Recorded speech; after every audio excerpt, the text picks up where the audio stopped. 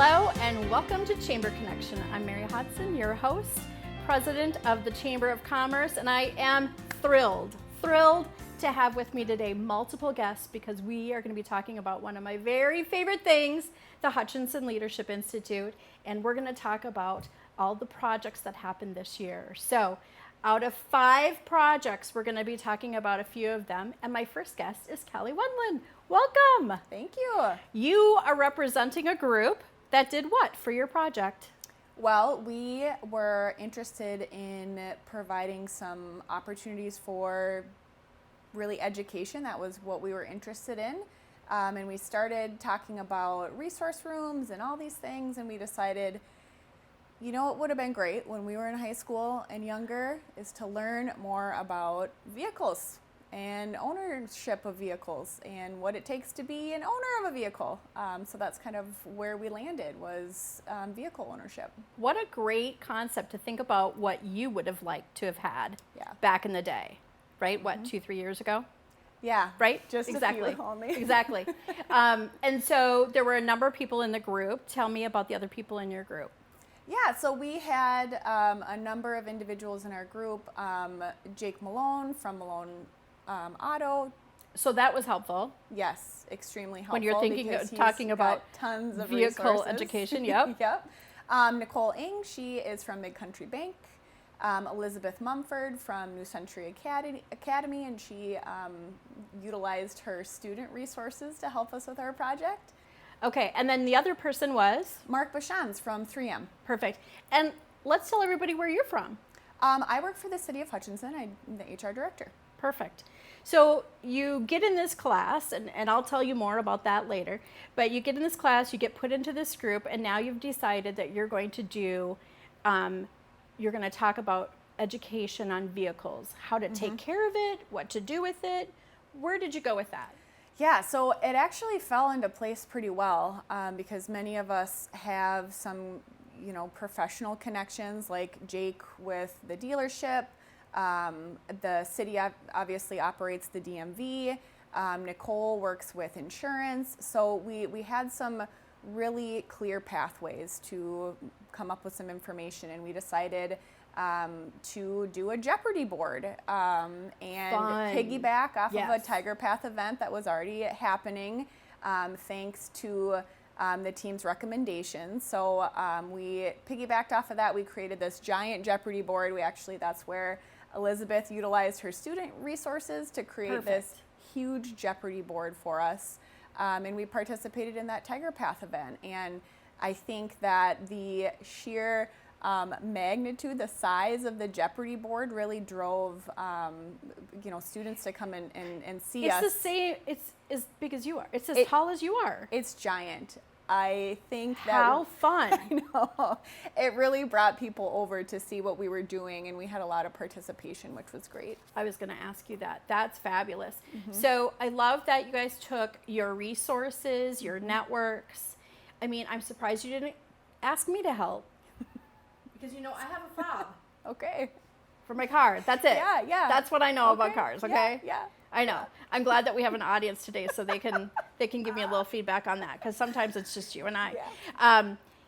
So this is just a great way. Probably a lot of adults would enjoy this too. Yeah, we actually had a lot of adults stop by, whether they were, chaperoning with students or just from other booths that were curious to see what we were doing. And there were adults that learned a few things, myself included. Yeah. So you guys did this during the Tiger Path Job Fair. We did. Correct? At the Hutchinson High School that Andrea Moore puts on. Yes. With maybe a little help from somebody we know. But a great way to share with kids who maybe they're not interested in jobs, or they're looking at getting a job but also need transportation. Absolutely. And they're not like some of our friends who like to drive their bike everywhere. Right. You'll catch on later, trust me. Okay. Well, great. What do you think was the biggest takeaway for yourself? For me personally, I was so surprised at the number of students that came up to our table just on their own. We weren't there representing, jobs or money or really anything like that. And I think the board obviously helped with that. But I was just pleasantly surprised at the number of students that came up and engaged with each of us. And there was a group of boys that came up and they insisted on doing the entire board, every single question. And that was a lot of fun to see their reactions with each other about, you know, what their guesses were and what the answers actually were. So that was really cool to engage with the students. I love that you took that you wanted to teach something, but made it teachable in a fun and interactive way. Yeah, for sure. Kudos to your group. Thank you so much for coming and representing the group today. Thank you. We're going to do a little turnaround and we'll be right back with another project. All right, now, before we talk to our next guest, let me set the table for you. The Hutchinson Leadership Institute, we've talked about it before, and now we have a 2.0 program. But a number of years ago, and I think it was back in maybe 2010, they started incorporating a project, a group project. And don't you remember those from high school and college? Everybody loves them. Yeah, we started incorporating that so our students could start utilizing their skills that they'd been learning and also their team building experience that they had. So that's why we want to make sure that we're showcasing what we have been doing in Hutchinson for the last few months. And so now joining me is Lisa Prater. Welcome. Thank you. From South Point Financial Credit Union. I want to make sure I remember to say that. So tell me about your project.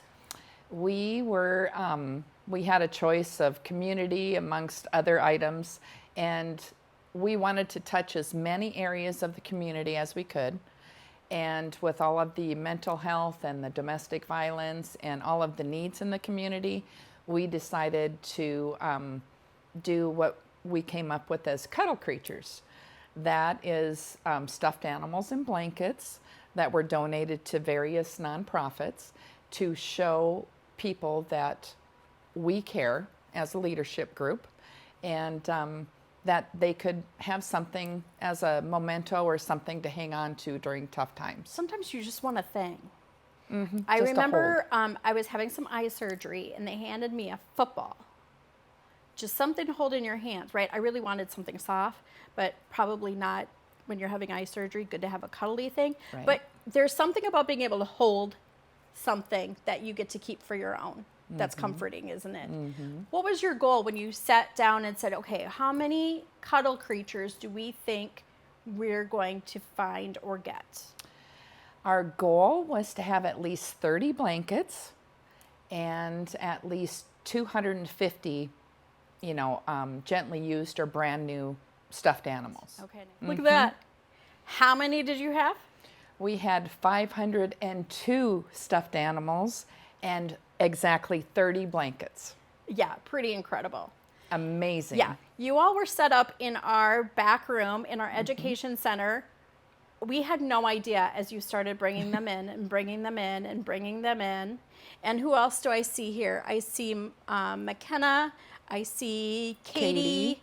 Seth back there. Dale. And myself. Okay, and so y'all had some work to do. It took more than 2 vehicles to haul everything. Then what do you do with all of them? Because this is a lot for even our nonprofits who don't have big locations, storage, things like that. So then what? Storage was a big deal. So we reached out to not only Habitat for Humanity, which we had already, preconceived some type of donation. They had no idea we were going to have so much. They could only take 100. Well, who knew? Yeah, I know. The community is amazing. Yeah. I mean, just so giving, and just, we were overwhelmed. But then McLeod Alliance and UCAP was the one that probably had the most room. Okay. And then we also donated to Birthright and to the Common Cup. And then there was one other one that helped us out at the end. Okay. So you were able to get them distributed to people who will use them in the future. Correct. What do you think you learned out of this? How giving and wonderful Hutchinson is. Right? We're so collaborative. People want to give. So I happen to know that there was one person. So Dale is from 3M, and I know that one person that's kind of close to the leadership project itself was incentivizing one of his daughters to give up a few of her treasures. Yes, he was paying her $10 a bag. I'm just saying. She was really wise, though, because she ended up just putting one stuffy in a bag, and he's like, no, you got to fill the bag. No, this is such a fun project, and it was really fun when you guys had them all laid out. And I remember thinking at the time, the challenge is about the generosity, because we're never expecting the generosity that Yes. comes outpouring, and then when it does, what do you do with that? So thank you to Yes. Hutchinson and all the people Yes. that donated for this project. Kudos, congratulations. It's Thank got to you. feel good. It felt amazing. Awesome. Okay, we're going to do a quick switcheroo and we'll be right back. Just like magic, we are back. And I am excited to be here with Rebecca Harris. Welcome. Thank you.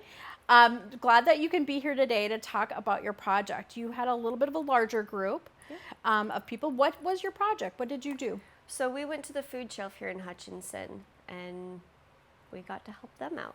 Okay, and how did you help them out? Oh, in so many different ways. We had to split our group up just because we were a bigger group, and so we ended up doing 3 different days of 2. Okay. And so I was with Marcia on the day that I got to go, and we got to pretty much organize and clean and do all the things I love doing. So it was very rewarding. Yeah, you do like to clean. Yeah. Just a little bit. Okay. So this wasn't my group. Okay. Well, it was my group, but not my particular day that I was Okay. there. But what they did is that they ended up having to move the waters and cleaning and just organizing the shelves to make it easier for those who actually volunteer and work at the food shelf. Okay. Because they have a number of volunteers that are there on a really regular basis. Yes, they do. You were there to do some of the deeper cleaning, some of the projects that really were one-offs versus working what a normal day with customers coming in. Yeah, so what they told us was actually that we were doing the background work that they have a hard time getting to because they want to get so many more people through the doors and they want to serve the community. But if they had to go and do that deep cleaning, it would have taken away from them being up front and serving. Okay, perfect. And so what else was being done? So you were doing some deep cleaning, moving some product around. What else was happening? So Marcia and I actually got to build some candy boxes, which we do have a picture to show you. Yeah, so we got to do these, and it was so much fun. We had an assembly line, and we got to pick out our own little things and put it in. There's some little rings that we got to throw in there, and they're just going to pass them out to different people. So then that when come somebody through. comes in, this is a little treat box that they It's a can little get and extra take with thing that they can get. Yep. I love that Yeah. because sometimes when you're going to the food shelf, you don't always get the extra. Yes. Well, I mean, did you know that at the food shelf they even have birthday boxes for people?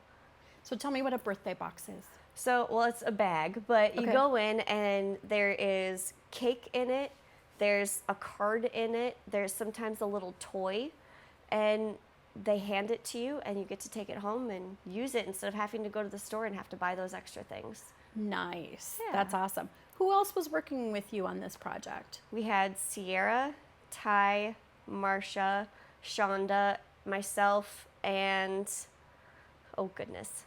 No, Liz. Yes. Perfect. Yeah, I'm not gonna lie. We practiced that ahead of time because there's so many people that were on your group.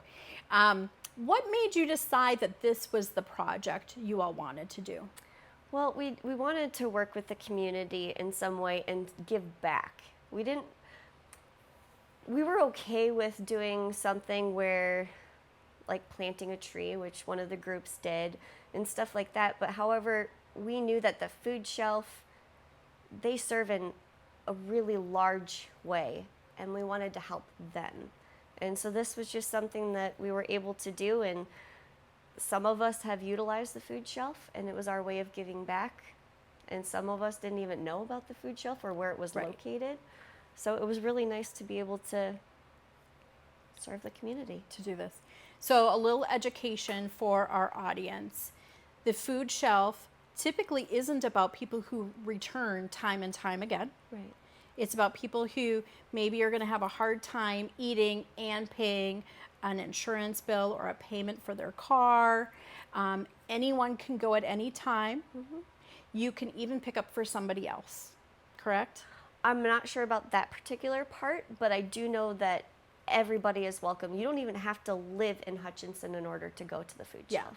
So if you're not familiar with them and you know someone who has issues with putting food on the table or having enough, even if it's just for a short period of time, check them out. Yeah. This was really fun to watch you guys go through this process. And I think it's really fun that you got to do something like this too, which was an extra for a lot of people. Because like I said, a lot of people don't have those extras. Thank you for doing this. Do you mind if I share one more thing? Please. So one thing that I thought was really, really cool is that they don't just give you food for one day. So like, for example, I have a family of 9. They gave me food for an entire week for the 9 of us. So imagine going to the grocery store and having to pick out food for an entire week for 9 people.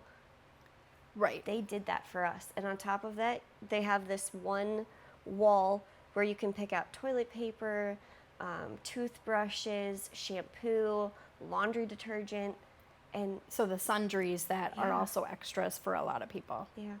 That's awesome. We're so fortunate to have organizations like this in our community and have groups like this, our leadership groups. Yes. Thank you. They need volunteers. Ooh, good plug. Yeah. We'll be right back. Okay. We are now back to Hutchinson Connection. Thanks for sticking with us. With me now is Dave Gifford from Ridgewater College. You biked over here. I did. We love that you bike everywhere. All year long? All year long. You're like in it for the long haul. Yes. Hail, storms, snow, the works. You're like a mailman. Pretty much. You No- deliver. No bad weather, just bad clothes. Yeah, I'm going to have to learn how that works because, yeah. All right.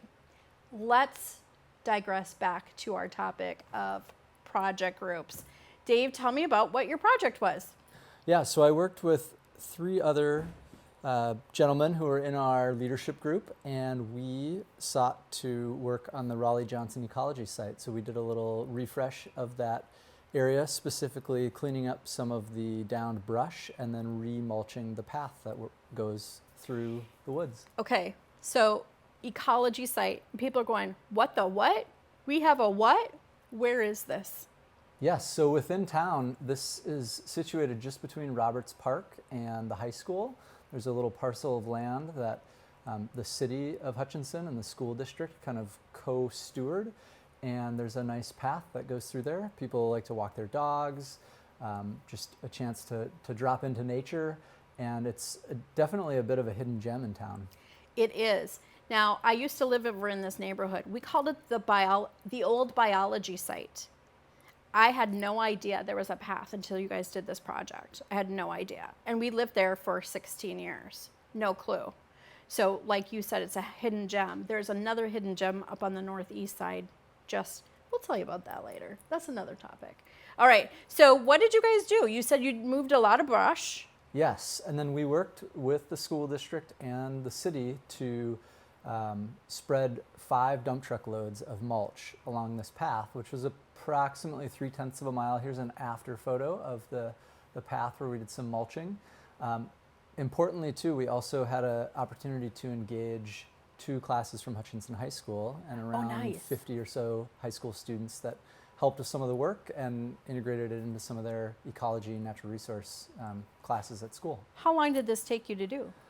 So we had budgeted out a full day of work, and we had things finished by the lunch hour. So about Many a half hands day. makes light work. Yes, and certainly a shout out to our partners at the school district and the city for Yeah. helping us with tools and logistics and materials. And without them, we would not have been able to accomplish this project. Well, and obviously you can see that it's a well-worn path, so it's nice to have the mulch down, keep some of the weeds at bay, because you know how much we all love the mosquitoes in the weeds and the ticks and things like that, right? Yes, certainly. And so parts of the path vary in width. This is maybe a little bit wider section, but some of the more open sections where the grass grows, having the mulch down helps to minimize how much mowing they have to do, and Oh, certainly sure. with the bugs and things. So how'd you guys decide on this project? So our group, the 4 of us, Mitch Gerard from Citizens Bank, Tyler Boltz from 3M, and Kevin Lechner from Uponor, and I, we had a chance when we first met to discuss various projects, agreed we wanted something where we could use our hands and get outside and maybe engage some of the kids in the community. And so this came up, and it was an area that the city typically maybe doesn't have as readily available the time to do a project like this as they're caring for all the other green spaces in town. So we decided to tackle this, and had an opportunity, again, just with the proximity to the high school, to engage some of the students over there, and just a chance to get out of the office, get away from the computer, and be able to work and be outside on a Right. beautiful spring day. Yeah, and what value you brought to this space, and also just letting the community know about it, because like Yes. you said, hidden gem. I didn't even know that there was a walking path. I just thought it was a spot where the kids went down in a biology class and got some water out of the water and take it back and do something with it. So this is great. This is fabulous. What would you say to somebody who's never been part of the leadership program about getting involved, and they hear the word group project? What would you tell those people? I think this was a great opportunity to engage with fellow residents and professionals within the community, and to have a chance to come together across different types of work, different roles, and then at the same time meet other people from the community, like in our case, the school district and the city, to make something. You come together, and that synergy creates more than you could create on your own. So Right. it's just a great opportunity to meet other people and be engaged and give back to the community, and just build some awareness about some of these amazing amenities we Yeah. have in our community. I'm going to pick on you a little bit, Sure. because you're also new to Hutchinson. You're Yes. newer than some of the other people that we've been talking about. What does an experience like this mean for you as you're coming into a new community and kind of jumping in? What is that like for you? Yeah, so I've been in town for about 2.5 years now, and this group in general, the Hutchinson Leadership Institute, beyond the group project that we did, I think was just a great opportunity for someone from outside of the area to engage with people from many different walks of life and professions, and just a chance to get to know the community better, and the interconnectedness of this community. It's a very special place with a lot of history, and just you can tell that people are really deeply invested in Hutchinson, Yeah. and that's great to see. Love that. Thank you so much for being here today. Yes. All right, as we wrap up, I just want to share a little bit more with you about the Leadership Institute and Leadership 2.0. Applications are now live on our website, so you can go and download a PDF if you haven't already. I see heads shaking over here in the audience. So Leadership Institute will be its 36th session, 36 years. And Leadership 2.0, if I counted right, is going to be in its 5th or 6th session this year. So we're 5th session. So we're really excited about both of those opportunities for anyone in the community. And so go ahead and take a look at that at explorehutchinson.com. If you want more information about that program or any of the other things that we do at the Chamber, I highly suggest you give us a call at 587-5252, and we will answer your questions with a smile on our face. So glad that you could join me this month, and that you could see what was happening here with our leadership projects, and how we are trying to give back and help continue the legacy of collaboration in Hutchinson. I will see you next month.